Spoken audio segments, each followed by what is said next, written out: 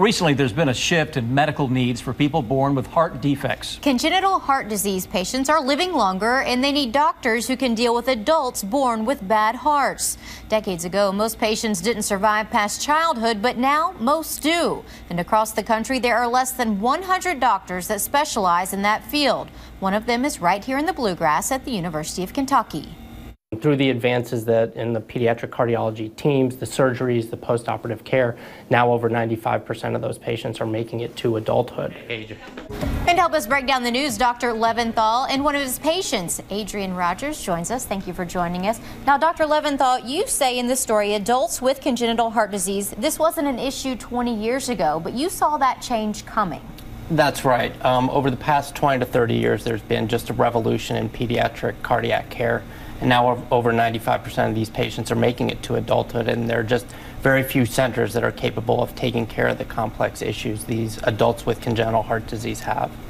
Adrianne, you, as I understand it, were in pretty bad shape when you first got with him in terms of your medical care. Give us an idea of what you were going through at that point. I really was, and that was partially due to the lack of doctors like him in our region. You know, I got diagnosed at 15, and back then there was nothing like that here in Kentucky. So my pediatric cardiologist was actually in Boston. So it was a lot to, get on a plane with the family and go there and have catheterizations and MRIs done. And so I was feeling good for a while, and then I put it, kind of off, and I was okay until I wasn't. So that's when I came to UK, because at that point it was just too much to go. What did it feel like emotionally to know that you had him in your corner when you finally found him? It was absolutely great.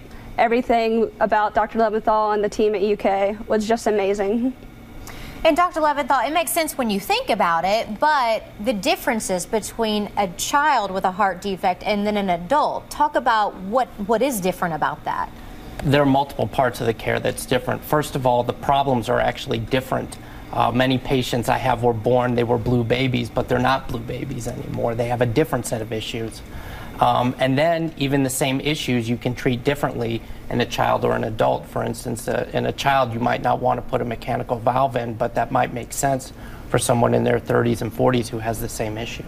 Is there a point where we're going to have more of you? I mean, are colleges and universities, medical schools working on finding more people? Because what, less than 100 of you, that's not a lot. Yeah, you're a rare breed. Yeah, it's not enough, and the problem is well known.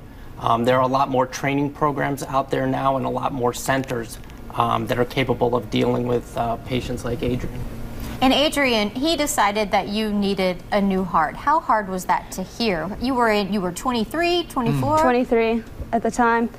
Obviously, it was a very monumental moment in my life, but leading up to that monumental moment were all these other smaller moments and interactions with Dr. Leventhal that built trust. So honestly, when I heard that, it was not a moment of fear for me. I trusted him very much, so I knew it was the absolute right thing to do. Is he a lifesaver for you? He is, literally. Tell me about that. Without him, I probably wouldn't be sitting here right now. Without, someone of his knowledge and his level of care and attention and treatment. And it's a road ahead of you as well, right? It is, very much so. It's a long-term plan.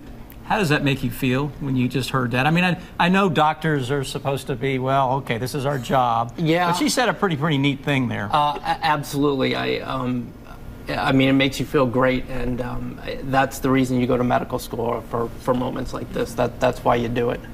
Well, thanks so much for coming in and talking to us. Thank you. Thank you for having me. Good luck. Bye. Thank you.